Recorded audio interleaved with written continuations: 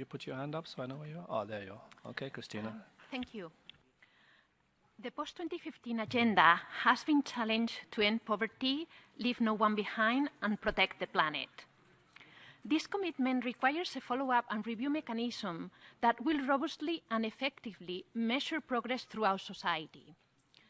Member States must ensure that all targets impact the people living in most marked poverty and exclusion first.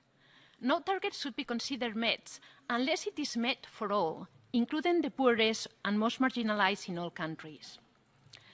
ATD Fourth Wall and the NGO Major Group understand arguments that countries should be allowed to make progress where they can first.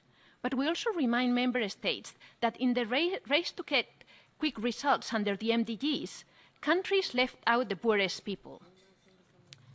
Considering the exclusion and vulnerability that people living in the most extreme poverty experience, the impacts of development policies on their lives cannot be measured by standard monitoring frameworks alone.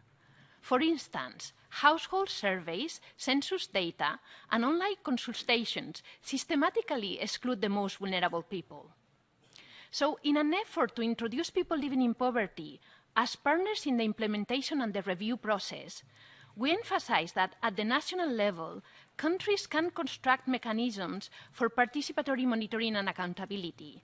And at the global level, national stakeholder reports should be a critical component.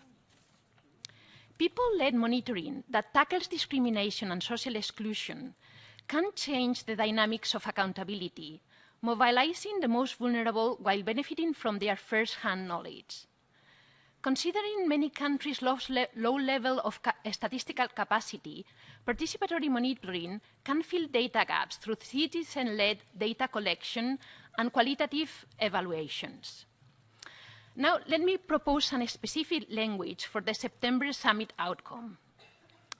On Leave No One Behind, member states agree that although all progress under the SDGs should be recognized, no target will be considered met unless it is met for the poorest quintile of the national population. On data, we call for member states to utilize qualitative and subjective data in addition to quantitative and official statistics in the formulation of national reports. On participatory monitoring, we encourage member states to implement national mechanisms for participatory monitoring that can complement standard initiatives for national level review.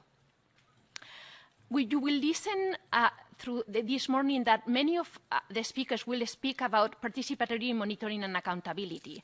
And if we are doing so, it is because for us, if this agenda is about transformation, then the monitoring and follow-up has to be about participation, inclusion and agency of those that need the most this agenda.